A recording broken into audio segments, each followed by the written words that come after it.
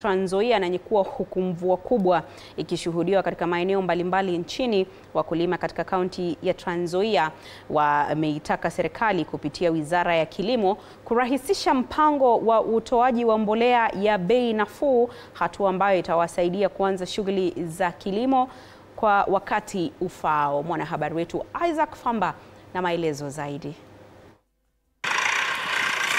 Huku shamra za upanzi mwaka huu zikionekana kung'oa nanga, macho yote sasa yanaelekezwa kwa serikali kurahisisha usambazaji wa mbolea ya bei nafuu ili kutoa nafasi nzuri kwa wakulima kuendeleza shughuli za upanzi. Wakizungumza kwenye uzinduzi wa mpango wa utoaji mbegu kwa wakulima uliofanikishwa na serikali ya kaunti, baadhi ya wakulima wameitaka serikali kufanikisha mpango huo kwa haraka, kwani kufikia sasa bei ghali ya mbolea kwenye maduka ya kilimo imekuwa changamoto kubwa kwao katika kuendeleza upanzi mwaka huu. Tunaiomba tu national government isubsidy mambo ya mbolea. Tuliambiwa mbolea tutanunua gunia kwa 2500, but ukienda cereal bado mbolea bei iko juu.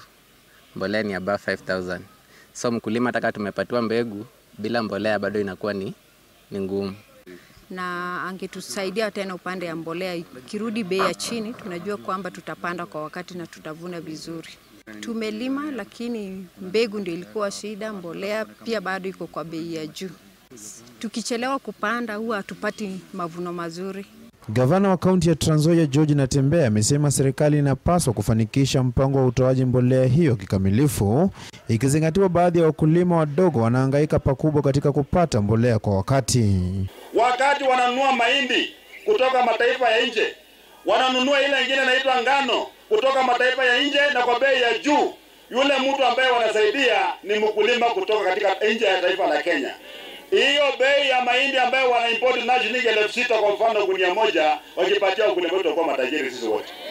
Sisi tukiomba kwamba hata cereals peke yake wapatiwe pesa ya kununua mahindi yetu kwa shilingi 5,000, wanasema hawana pesa. Lakini pesa inapatikana ya kuimport mahindi. Kweli ungwana hiyo kweli? Aidha, serikali imehimizwa kuzingatia ununuzi wa mahindi kutoka kwa wakulima wa humu nchini kando na ununuzi wa mahindi kutoka mataifa ya nje, hali ambayo anasema inawakandamiza wakulima ambao hugharimika pakubwa katika kilimo cha mahindi nchini. Maana zaidi mimi napeana mbegu, watu wanapanda mbegu bila mbolea kwa sababu hawana pesa.